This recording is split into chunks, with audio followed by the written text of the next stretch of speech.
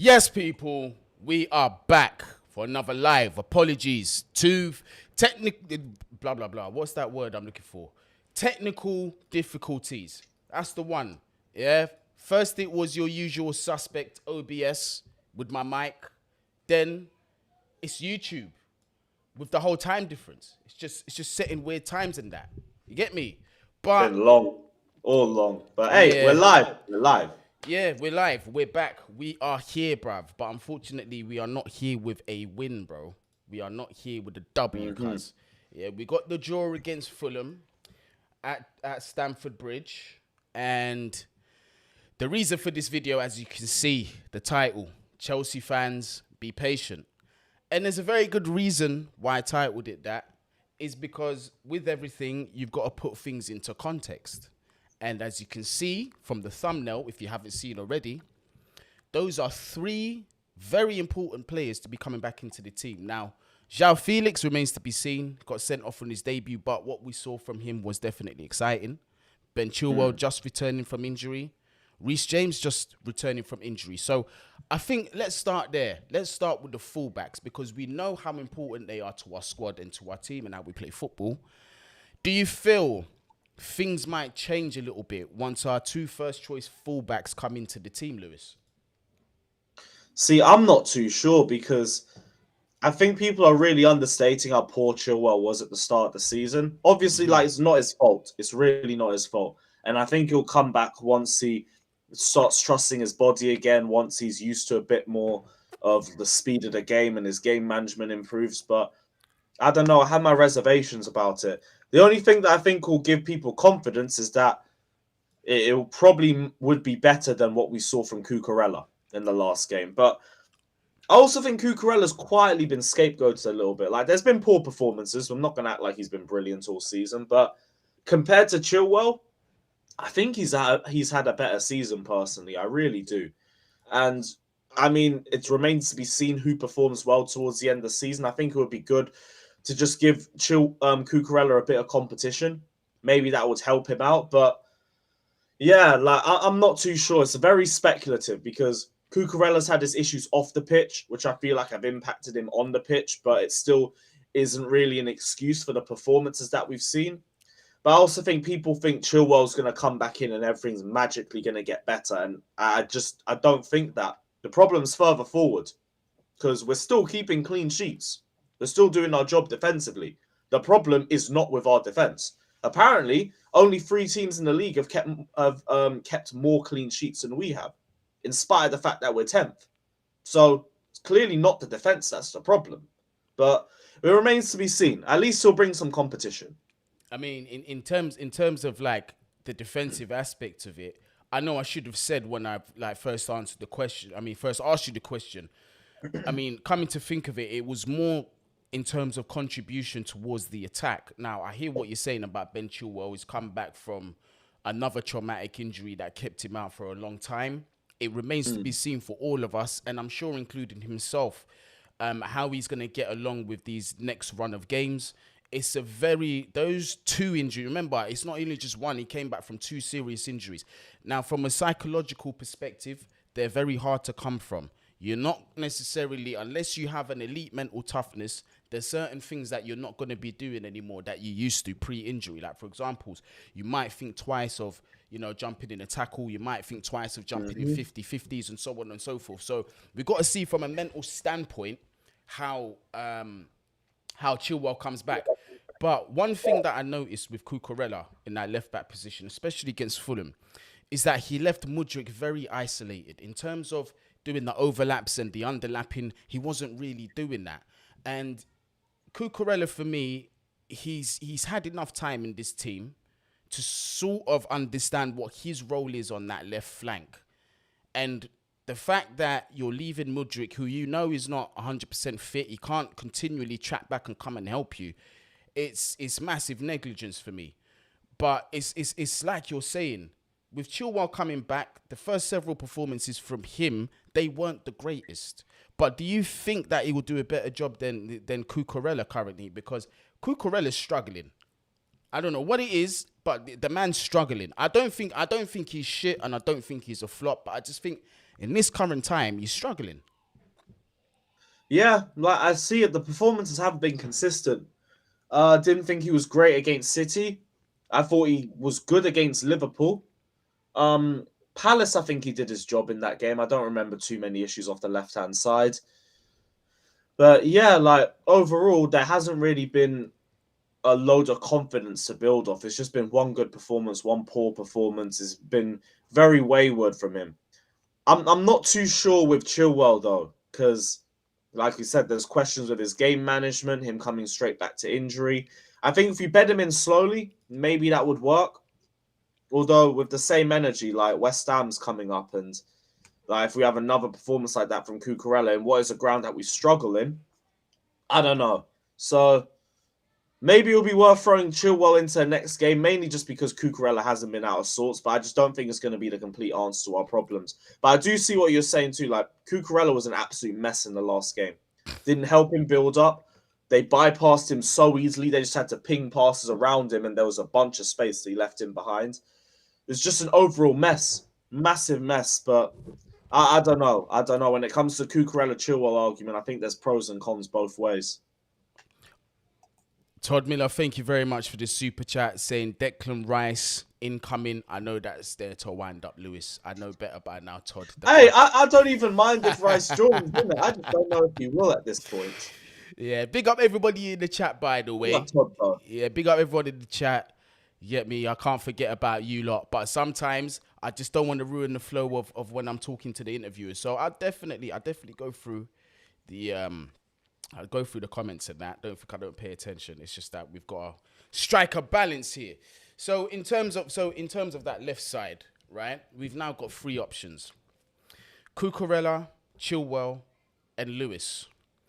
In my honest opinion, and this is slightly unfair to Chilwell because he's been injured, but out of the three, I trust Lewis Hall the most. Currently, as of this moment. Yeah, not overall, not the bigger picture, because some people are going to take that and say, oh, you think Lewis Hall's better than Chilwell? No, I just think, as of now, in terms of form, I think Lewis Hall suits that role a lot better. Because the things that Cucurella wasn't doing, we see Lewis Hall doing with exception, brilliantly. Mm-hmm. The only thing that we complain about him when he gets into that final third is when it's an opportunity to shoot, he can't fucking hit the target. That's the only issue that we've got with him. But from his 18, 19, these are things to be expected from young players. These things happen. Very similar to what we saw from Datro Fofana the other day. We'll talk about him as well. But let's switch over to the right side. Obviously, King James on that side. The most supreme right back / right wing back the world is currently blessed with having. Yeah, like Cobham's finest is back from injury. Now, Reece James, as you know, anytime he goes out, anytime there's an injury, if you're with a group of Chelsea fans while it happens, everybody says the same thing. Season done. Reece James injured. We've got no hope. Mm-hmm. Surely now, that is a huge, huge boost for us. Now, he didn't play the greatest against Fulham, but granted, you're back from injury. You need match practice. You need match practice. I shouldn't have started, personally. Should have done what we did with Chilwell. Chilwell came off the bench for like last 20, 30 minutes, bed him in a little bit more. That's what we should have done with James. Personally, I don't think that back four should have changed. We had a back four that kept 2 clean sheets in 2. Why change anything? You felt Trevor should have started that one then? Yeah, like Trevor's done his job defensively the last 2 games. Yeah, progressively, it's whatever. Reece James is obviously going to offer you more. We can all agree on that. But a defender's job, first and foremost, is to defend. Facts. Protect the goal at all costs. We were doing that. Why change that and put Reece James in? I thought defensively, like we still kept a clean sheet, but we were a little bit worse. Obviously, I'm not saying Reece James is crap and all that. Just bed him in a bit slowly. I would have thought last 30 minutes of this game, then maybe start him against West Ham and play 45 or bring him on in the second half against West Ham. Mm-hmm. But everything leads to Dortmund and start him against Dortmund in the Champions League. Mm-hmm. That's what I would have done. Very good point. And you saw what Reece James was like on the right. Robinson had him. They were getting a lot of opportunities off that left-hand side. Yeah, you can So I see. think we just threw him straight into it. It was a bit too early. Yeah, you can see. I mean, Reece James, when he's in his pomp, he's pocketing man like Vinicius and Leao and these man. So for me, I don't really watch that too tough. It's a thing where, again, he's come back. He needs to get Yeah. back into the rhythm of the game. He needs to get that match fitness up. Match fitness and fitness are two complete different things, people. Two complete different things. Now, in terms of him, I fully agree with you. When I saw his name in the starting lineup, I did have a massive panic, especially what happened the last time he came back, freshly returned, had to come off, and as a result, he came back against Fulham. But this time round, I really felt give James maybe the last 20 minutes or so to just have a little run around or whatever. Exactly. Yeah, because to have him out again, especially with this Champions League coming up, that would be brutal to lose him. It would be completely brutal. But the point of this video, obviously, is just really to have that other perspective of, because we're getting a lot of fans that are losing patience. Understandably, I get it. The results ain't resulting. Yeah, we're nowhere near where we want to be. And, we can't see where we're going to get the next win from. But this is one of the reasons why I asked you to do this with me, because you was one of those ones at the beginning of the season that was saying, not expecting top four, but at the same time, I'd like to see a fight for it. But if we fall short, then I understand. It is a squad problem. And a lot of these handicaps that have been handed to the manager have been things that are outside of his control. A lot of them. There's some things he's got to hold accountable for. And we're going to talk about that as well.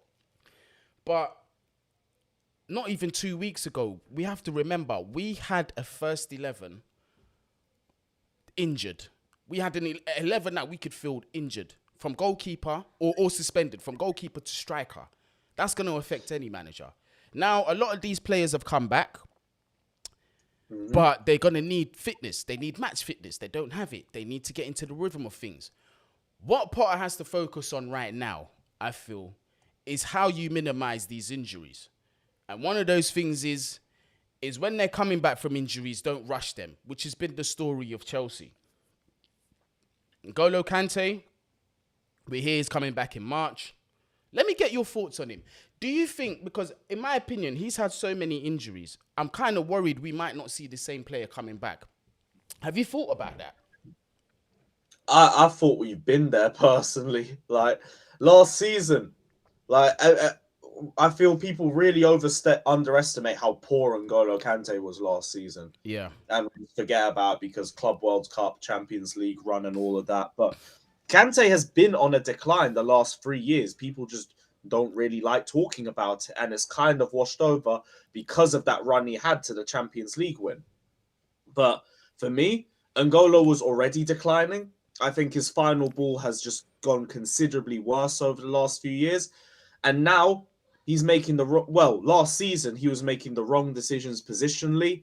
He was becoming very shaky on the ball. Like we can talk about the Brentford game, for example, the Manchester United draw, Real Madrid in the first and second legs. Yeah. Personally, I think N'Golo's already been on a decline. That's why, to me, I'm saying I'm only keeping Kante if he takes a pay cut and he's used as in a rotation role, because he's not a starter. I don't trust his body to be fit throughout an entire season. I hear you. I don't trust him to be available enough for us to rely on him to the level that we want to. So why do we keep looking at him at the same energies? Because we always think of the N'Golo Kante of, oh, fair enough. The Kante from 3-4 years ago deserved the wages, deserved everything, because that guy was consistent game in, game out, and was never injured. He would play 3 games a week and he played with the same intensity. But because of that, look where he's at now at this age. He is not the same player. N'Golo is the sort of player who I would play once a week at most. Hell, maybe every other game if we're doing 1 game a week. Kante is someone who I would protect at all costs, because if you do use him sparingly and you don't play him game in and game out, there is still a quality player there that you can utilize. 100. I don't believe N'Golo is completely washed, dusted, finished, but people think this is the same N'Golo of old. It is not. And they're deluding themselves because of the start of the season. Everton, I don't think he was great. I don't think the midfield was great in general. I thought, we did our job defensively, but we offered absolutely nothing going forward. And we were still getting done in transition a couple of times. Spurs, brilliant. everybody turns up against Tottenham. I'm not moved by that anymore. It's the one fixture that we all turn up for. And then he was injured. So you can't really judge anything past that. But to me, N'Golo's been finished, respectfully. And I think right now, the only way you utilize him well is in a rotation role. If you bring him straight back in to start week in and week out, he is not lasting 4 games. Do you know what? It's mad because N'Golo's one of my favorite ever Chelsea players. I love that guy. But again, I keep the same energy with all the players. If I see there's a concerning dip, then action needs to be taken. And I agree. And this is nowhere near N'Golo Kante's fault. This is Chelsea's gross mismanagement of this player, of continually abusing his body, right? And rushing him back from injuries. And this is the stuff that's going to happen.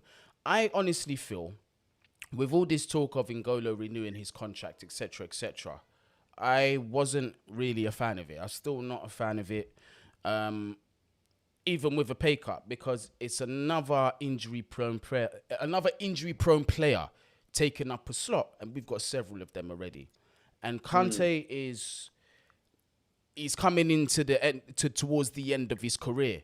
So I felt like it's an opportunity to let him move on, perhaps go somewhere that are not going to rely on him so heavily, like he was saying. But if he stays, I see people worrying in the comments. They're saying like, "Oh, we'll regret if we let Kante go to a rival club." I've seen the links with Liverpool. Now, the only reason why I wouldn't want Kante going to Liverpool is because of a personal care I have towards the player, because I don't want to see him go through even more injuries. But if you're going to talk to me about from a footballing perspective, send him. Jurgen will play him game in and game out, and he will barely get 6 games out of him. I am not worried. I'm really not worried. You send him to a team with good depth, okay, now I understand. You send him to Liverpool with even worse midfield problems than we have. He's finished. Go for it. Yeah, his career's done. I'm not worried. His career's definitely done. Umar Badmosi says, only Kante can save this team. I have to agree with Lewis. The Kante, that was 4 or 5 years ago, 100%. He's saving any team in the world, and he's walking into them teams with his eyes closed. But at the minute, we've destroyed him. We are responsible. We had Kante starting game in and game out towards the end of last season when we were handing Arsenal 3rd place on a platter. So I don't get it. Yep. Both legs of the Real Madrid game. I don't like holding players individually responsible for games, but if you want to look at players, N'Golo's one of the biggest reasons why we lost.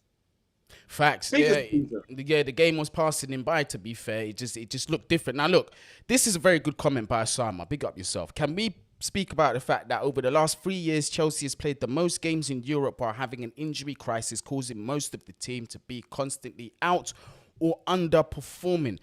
That is a big fact, and it is a great comment. That is a brilliant comment. So I know, Lewis, you can't see it, but that's a good point. Last 3 years, we've played more football than anybody else. We have. And mixed with that is we didn't address the depth of this squad. So is it understandable now that we're at this point where our best players who've been ran to the ground are either out of form or just injured? So I think that's only fair for the midfield, personally, because the midfield has had its injuries. You always have Kante and Kovacic in and out of injuries. Ruben, the exact same thing. In attack, it's just Pulisic. It's just Pulisic. Other than that, who else has had consistent long-term injuries? Not Sterling ain't been here. Kai's usually fit. Mount's usually fit. Werner was usually fit. Tammy, never really heard any big injuries of him. Lukaku had 1 or 2 in the season that he was there. But even then, the most had him out for about 5-6 weeks. If we're talking about injuries, it's only in the midfield. And I understand the argument, to be fair, but that also just goes back to our old regime. We've only just made midfield signings now. Yep.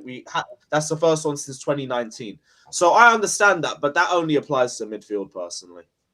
And I'm seeing in the comments, people are unhappy with the midfield selection that Graham Potter picked. Now, me personally, if we had all of our midfielders fit, right, I would be disgusted if he picked that midfield. I'd be disgusted. I was still disgusted anyway. And I'm still backing Potter, but I'm thinking now. But the question you're playing the same poor players week in and week out. I hear you. And personally, in the case, obviously the two players that we're talking about is Mason Mount and Conor Gallagher.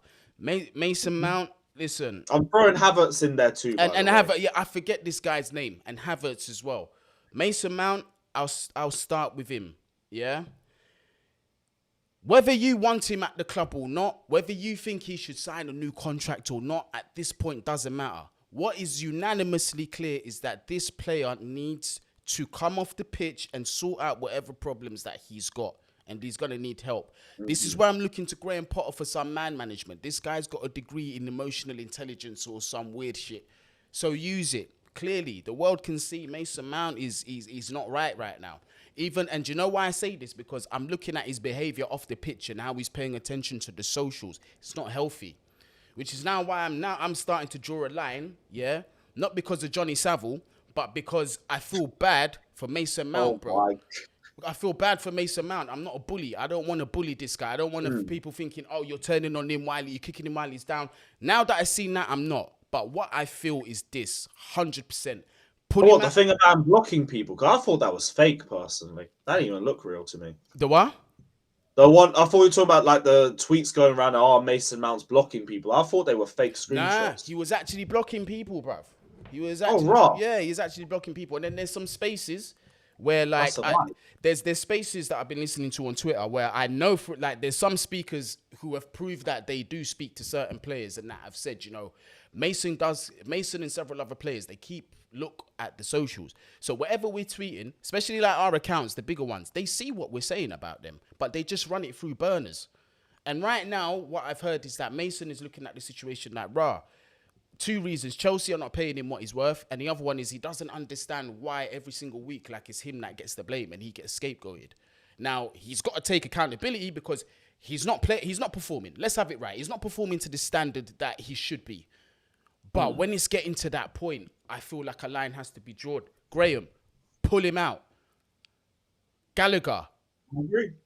Gallagher, you can't keep starting this guy. But then Lewis, the alternatives, Kovacic, he had a niggle from what I understand. Chukwuemeka, he had a niggle from what I understand. Loftus-Cheek, even he was injured. That's what I'm saying. He had a niggle from what I understand. Loftus-Cheek just come back from injury. Yeah? Who does that leave us with? See, I thought Chucks was still fit.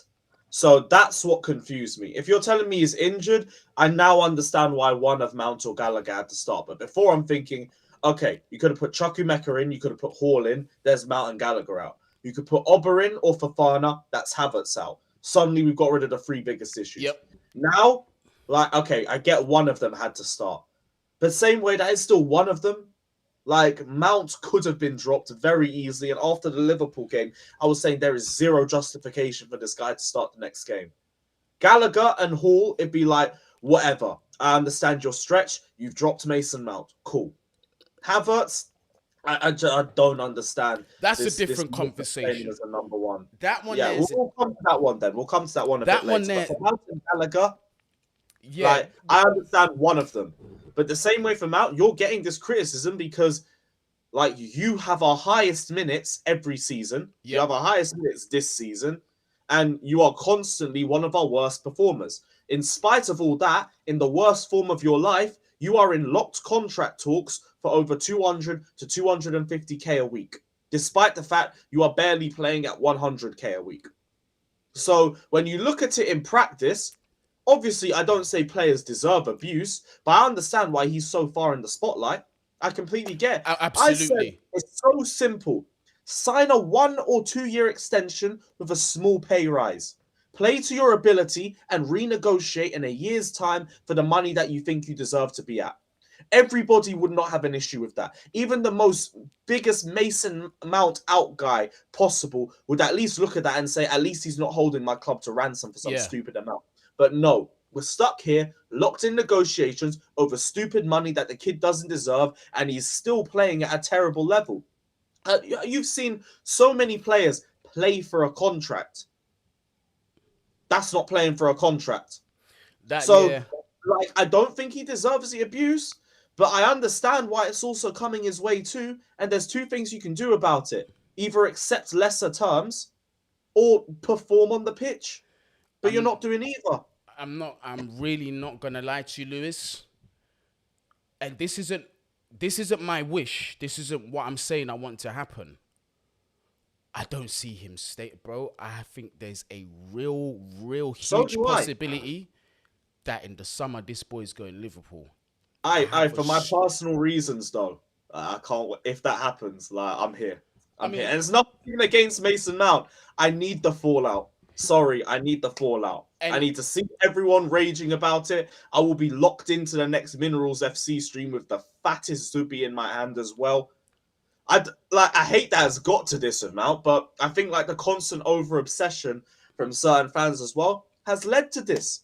yeah, Don't talk about this yeah, guy being a generational talent when he's looking like a generational flop. If he goes to Liverpool, I don't care. Chelsea will move on. This is not like De Bruyne. This is not like Salah. De Bruyne had under 5 starts for Chelsea before he left. yep, Salah had about 12. yep, Mason Mount is on 125 and counting. yep. It's not the same. So if we lose Mount, oh well. I'm not going to lose sleep over it.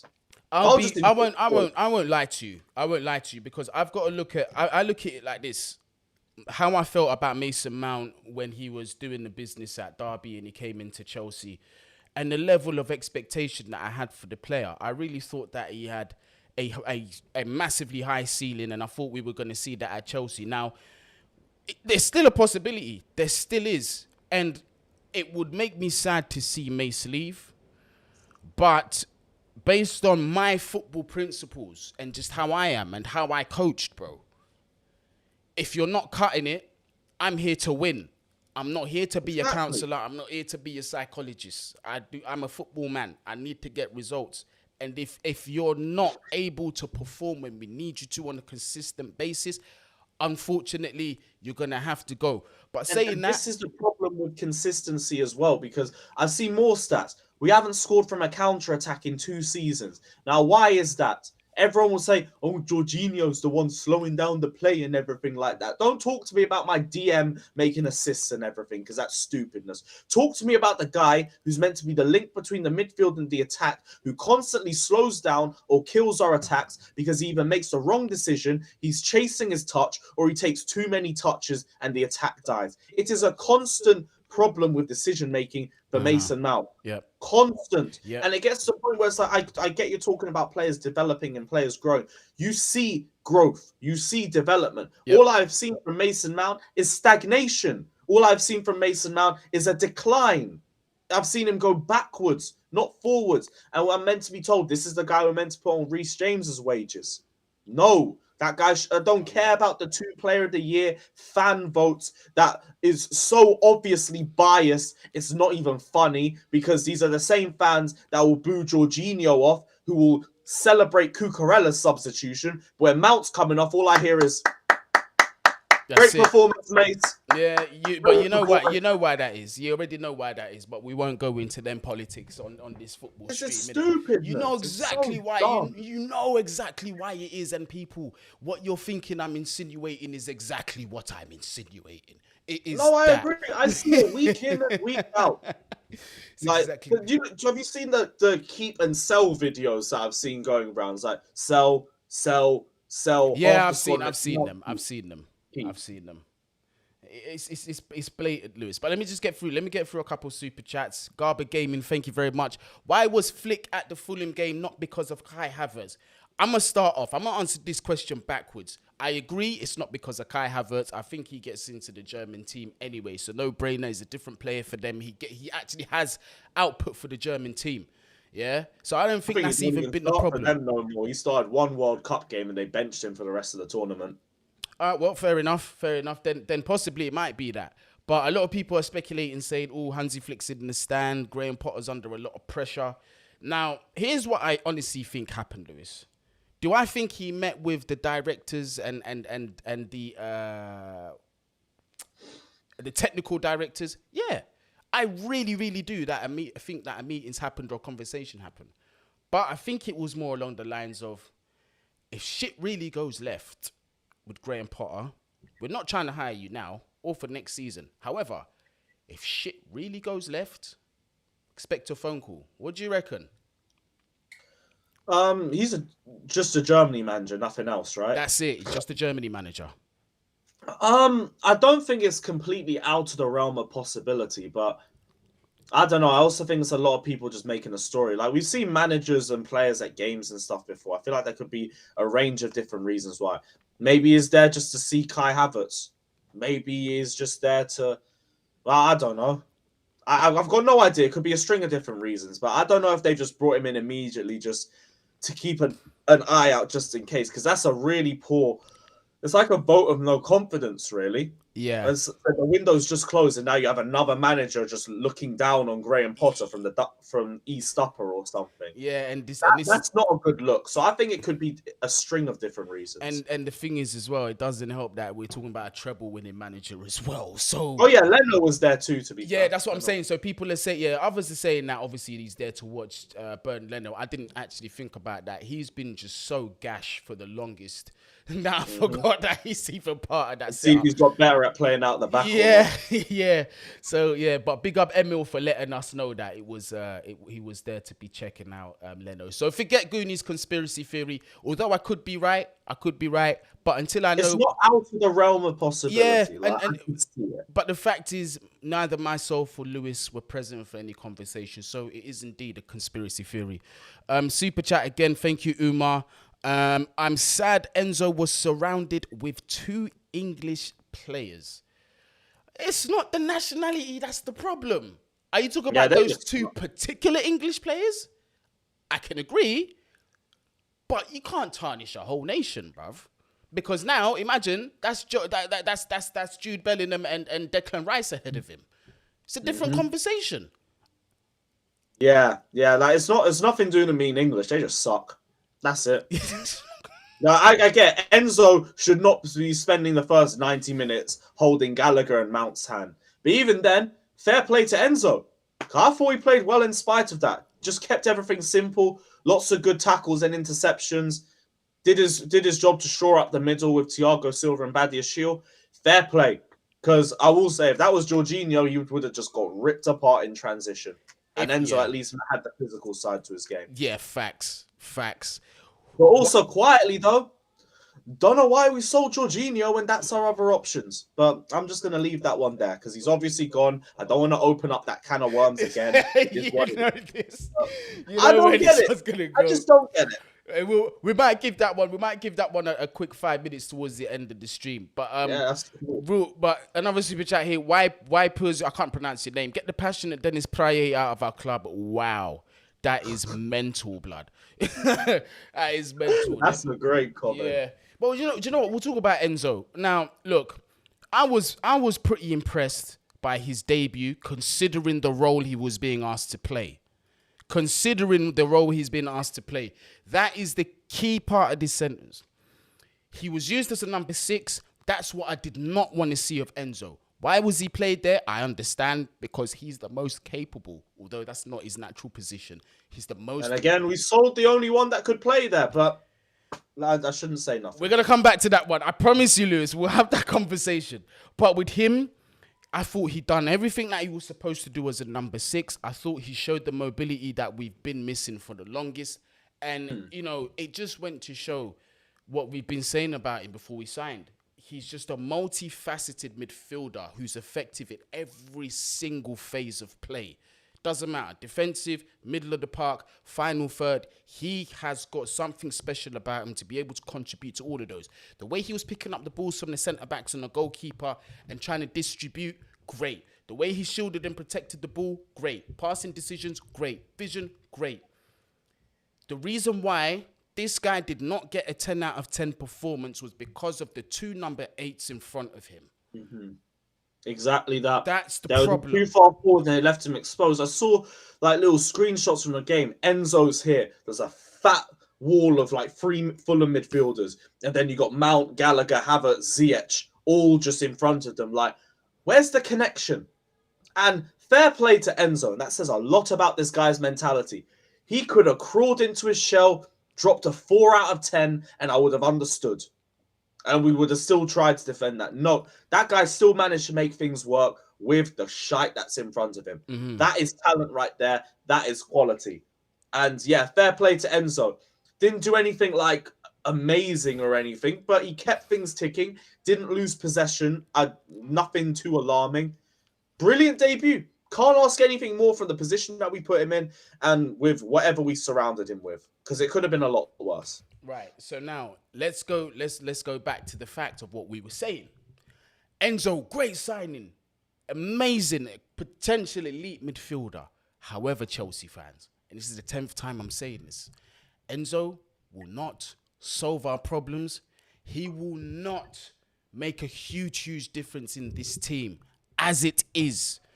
The key for Enzo, like he had at River Plate with the other Enzo next to him, that he had at Benfica with Fiorentino Luis next to him, what he doesn't have at Chelsea. Bring one of those profiles and the midfield changes exponentially. Opportunities will start coming. Quality chances will be consistent. This is what we've been looking for. We'll be able to keep possession in the middle of the park. We'll have technicians in the middle of the field who can distribute passes. This again, it goes back to one thing I said. I know we're going to talk about it later. You could have given me Jorginho, Enzo, and one of the three, and we would have been a lot more in possession. We're gonna get this was my problem. Like I get it financially. I understand. We got 12 million for Jorginho. Fair enough, whatever, and we need to move on from him. But as of right now, with the midfield issues that we have, with all the players out, we sold Jorginho and then went into a game with an Enzo, Gallagher, and Mount midfield free. And is that what really people would have preferred? We would have preferred that, because Enzo and George, with all the issues that we have with Jorginho, and I know they're a part of his game, we would have had a much better performance with Enzo and Jorginho than we would have with Enzo and Gallagher or Enzo and Mount. And that's just facts. People in the chat, you are not going to believe what I'm about to say. I don't disagree with you. I know it. Let him go in 6 months. Fine. Like we'll all be fine with it. We'll all accept it. We'll all move forward. As of now, no. I've been the Jorginho poster boy out. But this is the thing. I'm only isolating it to this incident. I don't have no regrets of selling the player. I've got no regrets of selling him. However, in hindsight, when I look at it, and I think, maybe Enzo and Jorginho would have been more. You have a good point. And it just goes to show. But this is the thing. Enzo would have played further forward if that's the case. Right. And we would have utilized a lot more of his talents as opposed to just keeping things ticking and recycling possession, which, I mean, it's the same thing Jorginho did. And again, I'm not trying to take away from what Enzo did. He did a great job. But you could have had Jorginho do that, and you could have had Enzo further forward, and he could have been the one trying to ping passes to the attackers, pushing the ball further forward. That would have worked out so much better for us. I think so. And that was my only gripe with selling Jorginho. If we had another midfielder in place that could do that, whatever. I don't care. The only issue is the fact there's fucking Arsenal and I despise them. But that's it. I'm not gonna lie. When Jorginho went, I thought, okay, yeah, we're definitely gonna be signing either a box to box or a CDM. Someone. But unfortunately, that's the thing. When we heard it, the initial talk that we had was that it was going to help Caicedo and Enzo. And when I heard that, it's like, fine, whatever. Upgrade. That makes sense. That is a clear upgrade, and I completely understand that. It's got nothing to do with it. So why, when we've spoken, we literally spoke earlier on the stream about injuries over the last 3 years, and we isolated it down to the midfield. When we go to the last 3 years, who's the only midfielder that was fit consistently? Yeah, it was Jorginho, innit? That was it. So why are we... Look at our other option. If Enzo couldn't get the work permit in, we are talking Mount, Gallagher, Hall midfield. Well, actually, I've got to throw another name in there. Chelsea feel like they're confident that they'll get the work permit for Andre Santos, and I think he walks into that. No, but I mean, in spite of that, like the Fulham game... Yeah, true. That's our midfield free. True that. Nah, yeah, you've made a good point there. Facts. 876_Krabby. This is a good question. Can you tell me who is performing good in this Chelsea team? Can't really say anybody. That's a fact. Silva, Badiashile. Yeah, that's it. But Enzo. And you see, the thing is, right? And I don't even feel bad forgetting about Thiago Silva, because it's gotten to a point where there's not even a point anymore in mentioning him, because he's just that guy. He's just that guy. So that's when you know, and that's what we had with Kante before. Everyone used to tell me in my videos, what about Kante? What about Kante? And it got to a point where I used to say, people, I don't even mention Kante anymore, because that's what he does. He's just elite all the time. That's why I used to forget about. Same with Thiago Silva and that boy next to him, Badiashile. Oh my days. Unbelievable, man. Oh my days. What have We we used to signed? be shook about him and think, oh, he's got the bozo gene and everything. Nope. Nah. That guy is as composed can be. It's ridiculous. Yeah, it's absolutely stupid and scary how composed this guy is, his positioning as well, man. And for such a big guy, he's not slow either. We got a gem there. We're definitely looking like we got a gem. President Javar says Havertz, Mount and Gallagher, the Bermuda Triangle. No, you've seen that as well. The Bermuda That's Triangle. been making the rounds the last few days. It's very accurate. Is that what's going round? Yeah. Yep, the Bermuda Triangle of Chelsea, because whenever the ball goes in there, it disappears. And it's true. Mate, they are mocking this thing. Blue Star FC says Santos is 5 in 5 games for goals. Yeah, he is. This guy can't stop scoring. And he also said Santos work permit, it's done. I read online. That is brilliant news. Hopefully we'll be able to see him in the mix. And what I really love about this kid is that he has a undoubted leadership about him. And the rest of the team just respect him. They gravitate to him. We need that in the team. Honestly, we really need that in the team. But again, need more leadership in the dressing room. Facts. Again, I'm not gonna overhype him and say, oh, he's gonna come in and change everything. He's still young. He's still got an adaptation period that he has to go through. But what I'd like to see from Graham Potter is start using players that are in the plans for next season. Start implementing a style of football. Now, I know without a number 6, it's not going to be easy, but start trying to implement a style of football and implementing roles that players are going to start getting used to. That's what I'm saying. But obviously, injuries haven't allowed him to do that, unfortunately.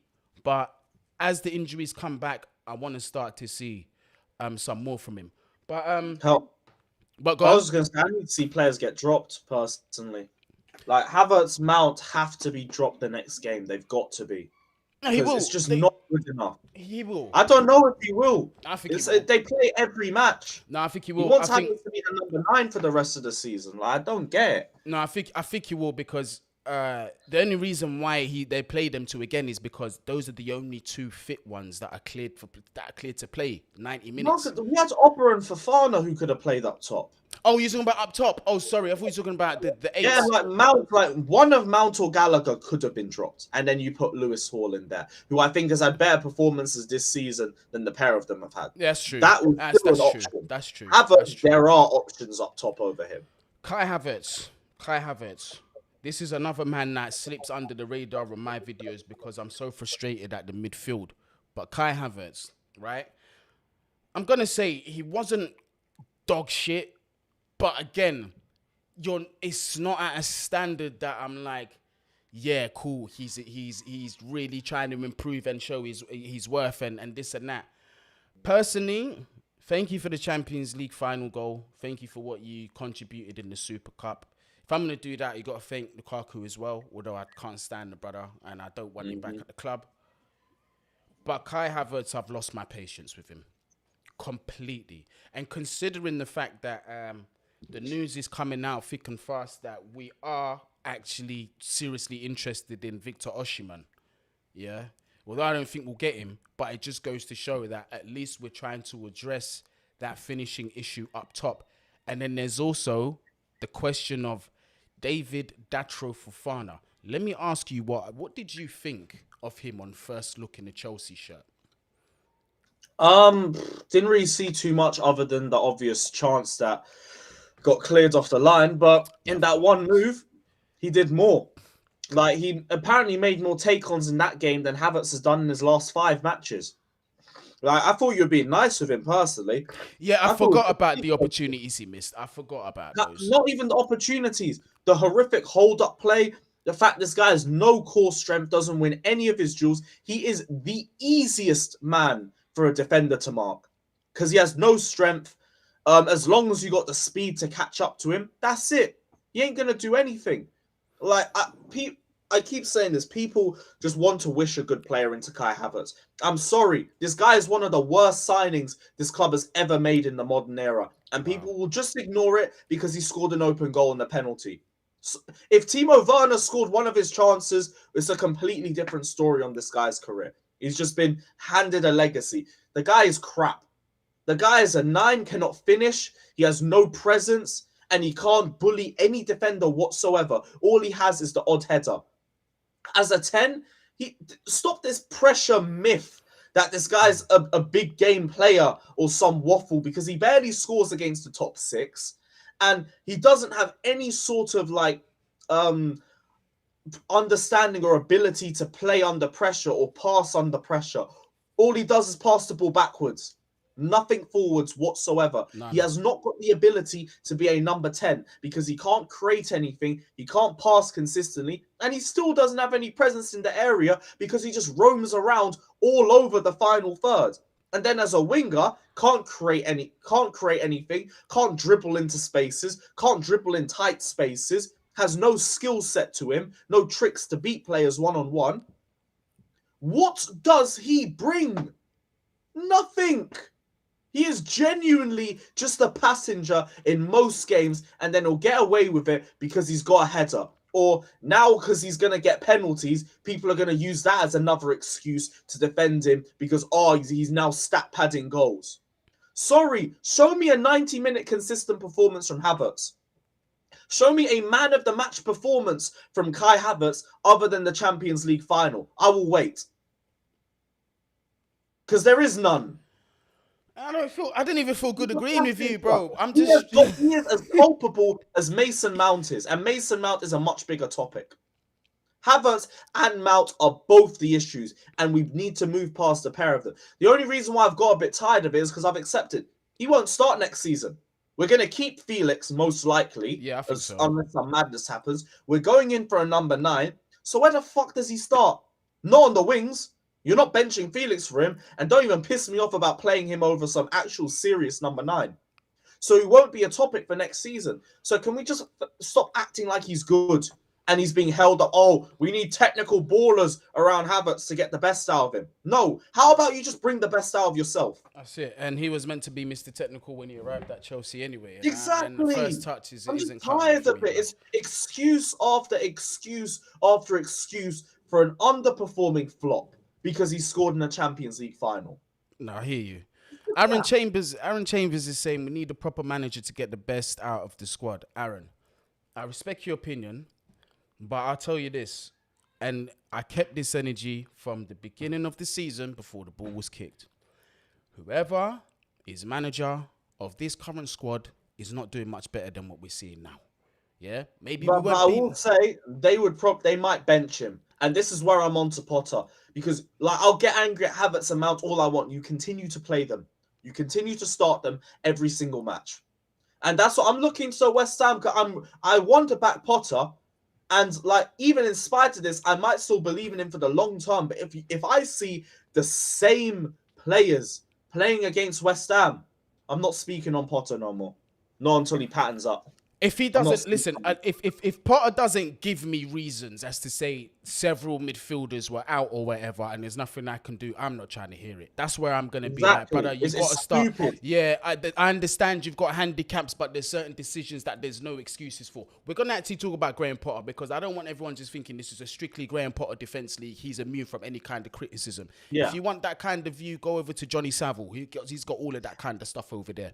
But Keside says, do you think that a reason why our players' performance are erratic season over season is because we've played under 3 different managers? That's part of it. It's the whole pick and mix. It's the whole not having anybody at the club to identify roles that are needed. Yeah, we're hiring managers that have different philosophies and different styles of football. So that's just going to be a big pick and mix. On top of that as well, on top of that as well, it's a case of we've not been good in recruitment. We haven't been consistent in recruitment. Every time we've won a trophy, we have not significantly improved on that squad. So it's so many different factors that are involved in this. I agree, but there's also a certain point where application has to come into factor. True. That's the thing. Mason Mount's decision making has only just gotten worse over the last few years. His positioning, his touches, his take-ons, everything has gone down from him as a player individually. And for all the game time that he's had, for all the backing that he's had, doesn't make any sense to me. Kai Havertz has just never been there, personally. He's always had these issues and they've always just continued to be there. But there's flashes of brilliance that trick people. So I understand that for maybe the team as a whole, but for individuals, it doesn't take away from the lack of development, the lack of application, the lack of decision making, the lack of ability, personally. Because, like, you look at the likes of a Hazard, for example. Hazard, a generational talent, 38 goals and assists in his first full season for Chelsea. He had managers in, out, in, out, in, out, different styles of play and everything. Yeah. The ability didn't drop. Yeah. Fabregas the same. Diego Costa the same. John Terry, Azpilicueta.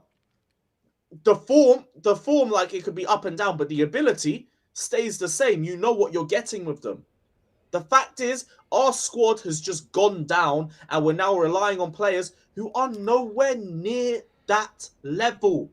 That's why we keep talking about a squad rebuild, because we have too many passengers in the squad who just aren't good enough. And that includes Mount and Kai. Kai is not playing poorly because of all the changes in managers and everything. That is just another excuse. Because if that was the case, you would still see discernible attributes from him. I ask people every day, tell me what Kai Havertz brings to Chelsea consistently without using off-the-ball attributes. Facts. Nobody answers it. I always do that. Nobody answers it. That is the one, because everything that they're good at is off the ball, and when the ball's not at their feet, blood. And if you're only good off the ball, you're shit. Because football isn't played without a football. It's not. You need to bring me something on the ball. He doesn't. All he brings me is turnovers and the odd header. That's it. And he's not even consistent with his headers. Emil Fredrickson, thank you for the super chat. Tuchel would have done better with 600 million. Well, here's the thing. I don't trust Tuchel would have identified the right players first and foremost, because we've seen what happened in the summer. And second, Tuchel's form towards the end of his Chelsea tenureship was in the bin. It was no different to what we're seeing now, really. So what was his saving grace was the fact that he left when he did, because it could have ended up a lot worse for him. That's my honest opinion. Now, that's no disrespect to Tommy T, because that's still an elite manager. In terms of a tactician, and how he reacts on the pitch, I haven't seen many better than him. This is an elite manager, but he done things that didn't help himself. But Emil, it's like I said, and you've heard me say this 1,000 times, because you're one of the consistent ones that follows the channel, bruv. Obviously, love for that. But you see me say, whether it's Pep, whether it's Hansi Flick, whether it's, Arrigo Sacchi is back or whoever, I still think it will be a struggle. I still think we'll be significantly off the top four. This is a squad problem. This has been a squad problem for the absolute longest. And right now what we're seeing is we're starting to see Deadwood leave and we're starting to see quality come in. This is why I say, be patient. Graham Potter. Okay, so first of all, Lewis, how much more time do you have left? Do you need to go soon, or you got a couple extra minutes? I've got like another 10, 15. All right, cool. So let's talk about Graham Potter, because this man is not exempt from any kind of criticism. Yeah. His team selection is very, at times, he doesn't help himself. The instructions, sometimes. Now, this is the thing. I use the term lightly because I don't know if this is what he's actually telling them to do, because I say that because the other day, one of my guys was at the game and he was sitting quite close to the dugout. And he told me several times he heard Graham Potter say, close the gap between you and Enzo. Drop back. Drop a little deeper. Don't go so further up. That's what he told me that was said, but they still done what they was doing anyway. But this guy, he's now got to learn there's certain players that either are terribly out of form and they need to be protected. There's certain players that shouldn't be seeing the pitch. No disrespect to Ziyech. But with everything that's gone on with this man's career, with what just happened in the summer, and the performances he's been putting in, I'm sorry. He shouldn't be playing. The post-match interviews as well. I'm sorry, bro. There's certain things that are just unacceptable. There's certain things that he says after. But what did he say after this press conference? I'm not exclusively talking about this one. I'm just saying some of the things that he has said in general. It's like, no, I hear that because I've just stopped listening to them now because of it, because it just always pisses me off. Says some stupidness. Like, Potter needs to realize the role that he's in. And I have seen some optimistic quotes from him since the transfer window talking about us being here to win. We're not here to finish second or third or fourth or nothing. And that's relieving to see. Like, at least he's starting to understand the nature of the job. But it is still the issues on the pitch. Like, the starters and everything. Like, sorry, I had a sneeze coming on. That's cool. Yeah, for a start. I wasn't too annoyed about that one because that could have been like, it could have gone well, it could have gone poorly, but I thought Ziyech was our best attacker the last 2 games. Liverpool, Palace, I don't think anyone else is better than him going forward. So I get it. That didn't work out. I wouldn't start him for the next game. I think Madueke did more than enough with that second half cameo that he should be getting started. But like, that one's fine. It's just the Mount, Gallagher, Havertz thing that I wasn't really happy with. Yeah. Because that is like, cool. Havertz has been playing like crap for so long, but you consistently play him as a number 9. I don't know what's happening with Aubameyang behind the scenes, but Aubameyang is burying one of those chances in the first 100. half. Simple, especially that chip that Havertz basically lagged for about 10 seconds before deciding what decision he was going to make with. Aubameyang just smashing that. He's just hitting it. The other one, when Mount puts the ball over the top and granted gets a deflection, Havertz is taller than Aubameyang. How are you not getting a fucking leg on that? Like, seriously. Oba is scoring these chances, and people think I'm an Oba stan or something. No, like, I know he doesn't offer me anything except finishing. But if we made chances for him, he'd be scoring goals. And if he wasn't, then rinse Oba all you want. I don't disagree with you, Lewis. I don't disagree with you, bro. I don't like how Aubameyang's acted at the club, and I think he's a piece of shit. And if I feel if I had my choice, I would have him out of the club. But the fact is that he's not out of the club and he's still a Chelsea player.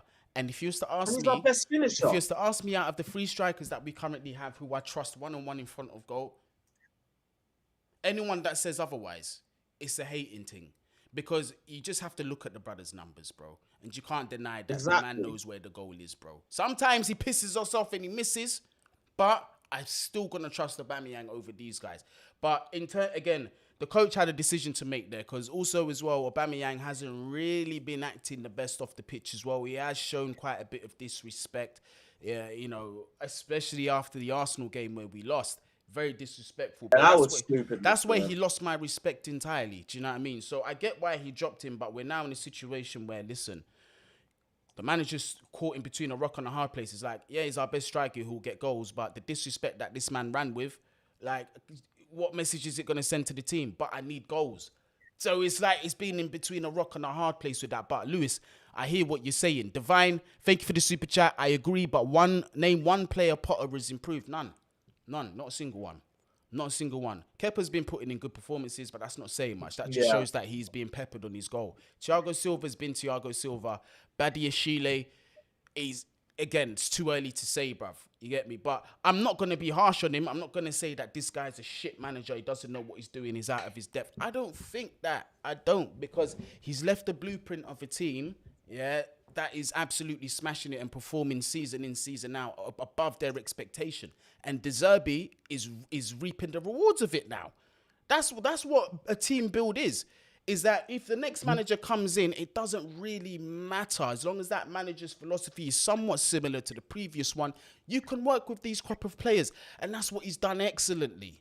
Do you know what I mean? That's what he's done brilliantly. So it's based on that why I'm saying this season, I'll give it time. Next season is where I'm going to judge.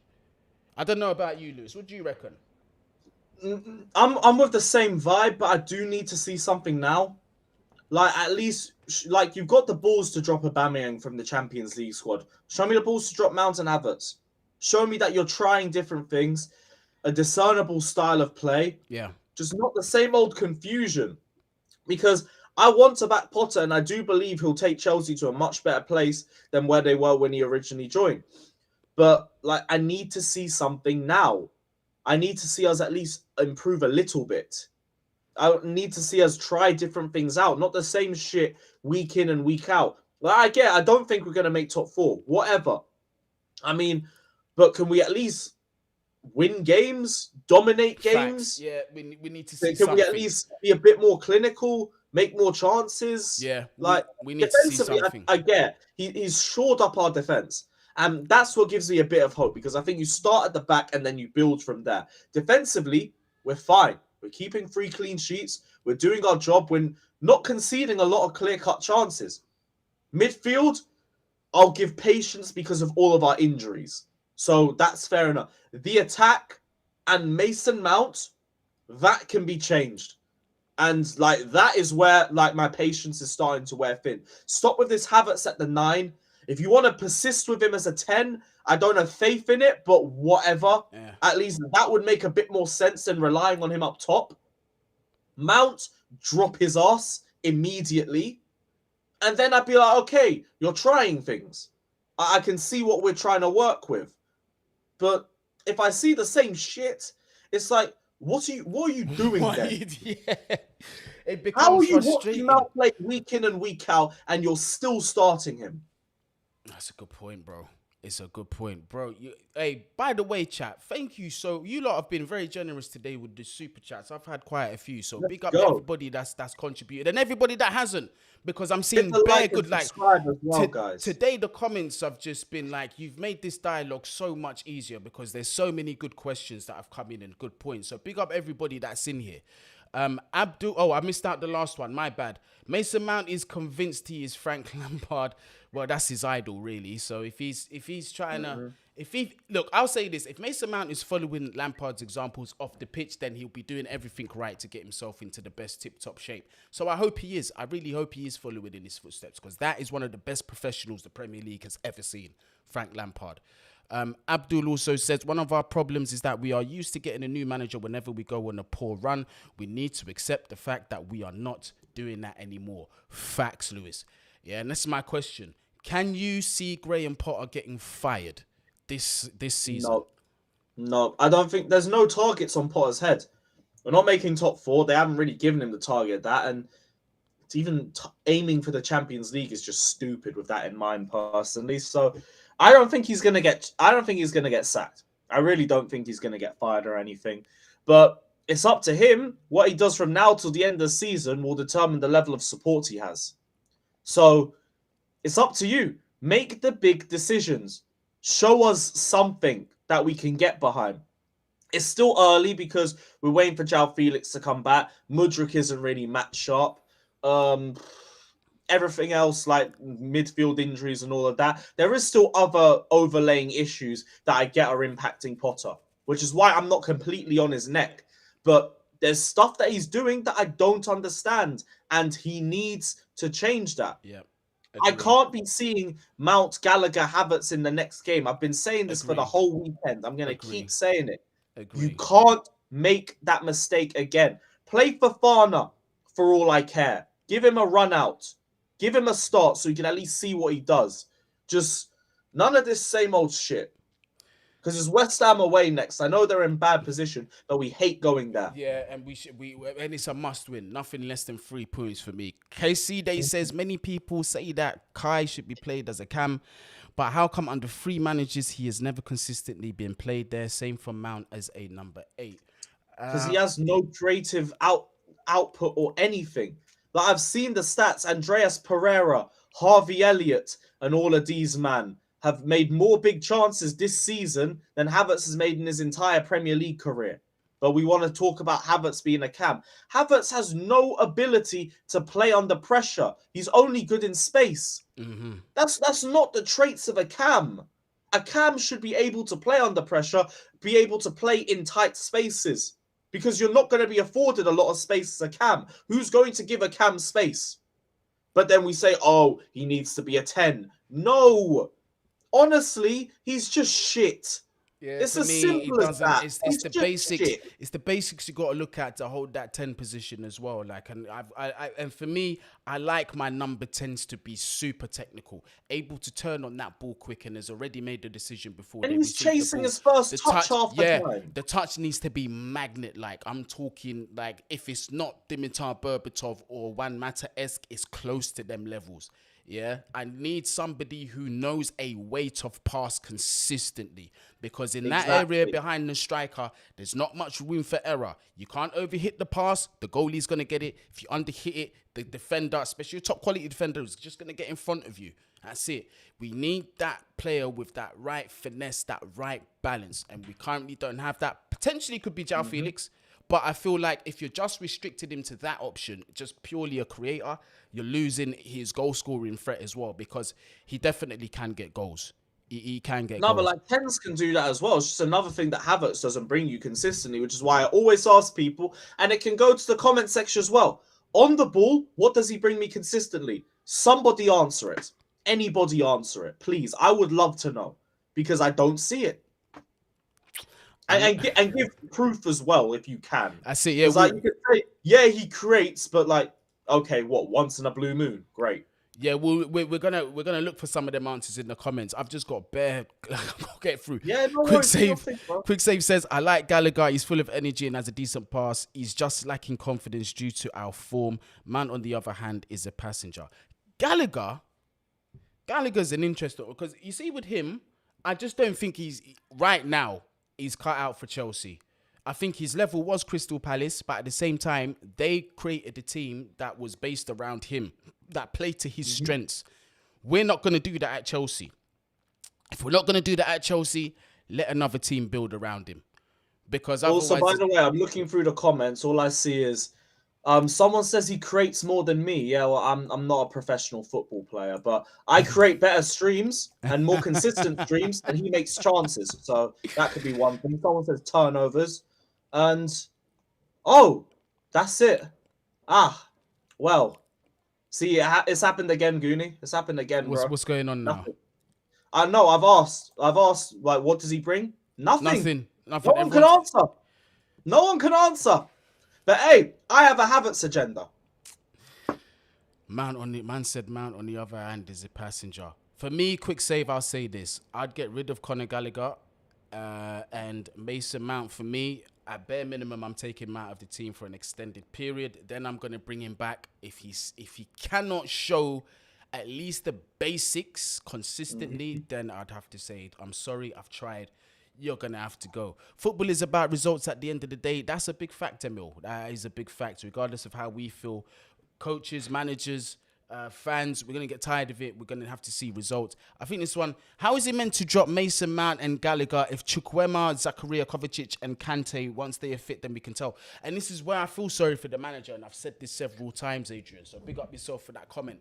It's like his hands are tied behind his back in the last game against Fulham, which is why I'm not overly criticising him. So those were the two that he had to use. I still think one of Mount or Gallagher could not have been played. Yeah, because it's a fact. Because from a tactical position, why would you play the pair? Well, like, why? From the pure fact that, you know, if some of these guys are fit enough to be on the bench, then perhaps they can start. Because I feel like Reece James is in the same boat as these midfielders. He didn't have to start, but he still did.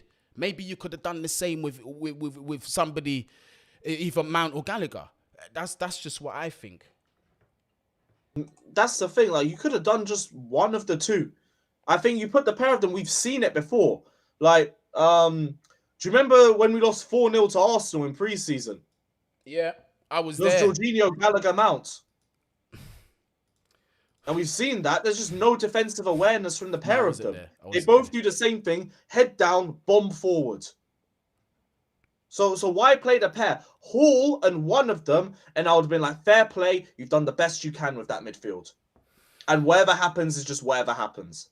But no, you played the both of them. That's a silly decision. It's a silly decision. Now, look, I'm seeing a lot of fans are frustrated. RK, big up yourself. Obviously, I'm not trying to send for you. I'm not aiming this specifically at you. I respect your opinion. I don't want Potter to continue, bro. Trust the process is all rubbish. We can't wait for 3 years to see what happened to Klopp. Now we need Hansi Flick or Zidane. Potter playing Enzo defensive. But my question to you is, in fact, let me ask Lewis this question. Graham Potter gets sacked today. Who do you hire tomorrow? Might as well get Gus Hiddink back from retirement at that point. Okay, let's say hypothetically Hansi Flick is available and he's head coach tomorrow. If the results don't change, which I don't think they'll change that much, do we sack him next? Or probably. That's the way it would be. Potter deserves at least until this squad is completely built That's up. what But I'm trying to until then, he does have to say. improve things. Lewis, thank you. And people, don't think I'm just unhinged Graham Potter in. This part I'm about to tell you is key. I still don't know if he's the long-term guy for this project. I still can't tell you whether I want this guy for 5 years. Guni's stance is allow this season and give him the rebuild and judge from next season when that ball's The kicked. season's a write-off anyway. That's Exactly. my point. Once you have your rebuild, you have no more excuse. Once you have certain quality, you've got no more excuse. Come December, in my honest opinion, if you are floating more than 6 points away from the Premier League title by December, you got to go. You have got to go. That is what my part is. Be fair first, judge next time. That's where I'm at. Honestly. Next season, like all the standards return to me. Top 4 is a basic requirement. I want a cup run, all of that. Yeah, this season, just show me improvements. Yeah, this season, me and Lewis, we're just on vacation, cuz we're just sitting here on the beach and we're just watching the asteroid come to hit the Earth, and we're just not moving. That's where we're at right now, because we know once the asteroid hits and all the water and all the sand is in our eyes, we'll be able to wash that off, and we'll be back to sunshine, beautiful beach, beautiful women, beautiful drinks, beautiful everything. Yeah, we're gonna be calm. Yeah, we're gonna be smooth as eggs, Chelsea. Don't worry. You see the ambitions of our owners and that. Yeah, we're gonna go. And if it doesn't work and we sack Potter, we end up with a better squad anyway. Like, look at the likes of Ranieri, for example. Ranieri built a squad that was good enough. They saw that the manager wasn't good enough. They got rid of him. They brought in Jose Mourinho to take them across the finish line. That can work too. And like, if that's the case, I don't think people look badly on Potter either. Whatever squad he leaves us in, as long as we're in a better place, that's fine. That's it. Again, another one. Uzer says we have to judge him this season. He has to give us something, or else we can't afford to sack him next season and repeat the same thing. My bro, can I expect you to win a Grand Prix with a Vauxhall Corsa 1.5 engine when everyone else has got Ferraris, Lamborghinis, Aston Martins around them? That's the point here. Exactly. It's the point here. You can have the best tech team in the world, but if you got that engine, you're screwed, bro.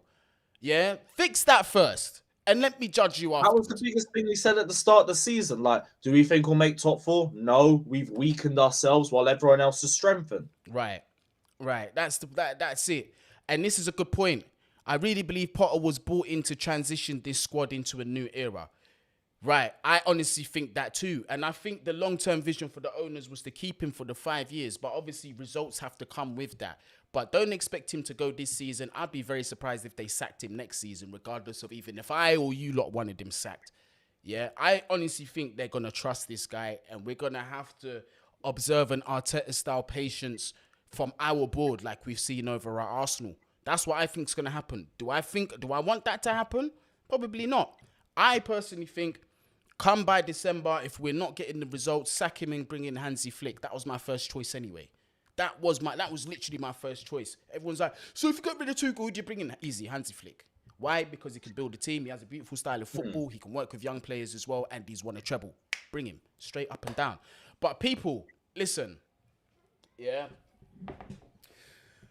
We've gone on long enough. Thank you very much. I've overkept Lewis. I would have kept this going for another 30, 45 minutes. It was such a great conversation. It was great interacting with you lot in the chat. You lot have been wicked As today, always. man. Yeah, sharing. It's good to, just get some of your points and your thoughts in, man.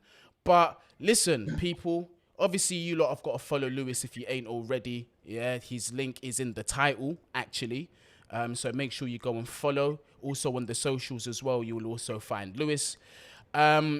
As for me, Bandos Football, you already know where to find me. Right here. You might see me on the byline. You might see me on Lee Gunner's channel. You might see me on Lewis's channel. You might see me on several other platforms. But as of here, this is the home. We are on the road to 20K. If you are new, help us make that happen. Smash up that like button as well. If you're watching after the stream, leave your thoughts down there in the comments as well. I always try to respond. I might be late, but I'll definitely do my best to respond. But before we go, Lewis, let the people them know what you've got coming up or what you've already got on your channel. Yeah, I got a Premier League show coming up at 10 p.m. Shameless FC, so check that out. Probably going to be live tomorrow at 2:30. Something Chelsea related. I don't know. There's probably going to be a story about Gallagher's contract or Aubameyang or something that we'll discuss. But yeah, we'll likely be live tomorrow. So check that out. And yeah, big up everyone. Like, subscribe, all of that. And yeah, hopefully we win against West Ham. Yeah, man, facts. And people, up the Chelsea at all times. Gareth Southgate out. Myself and Lewis, we are gone. Bless up, people. Once again, thank you lot all for joining in. We are gone.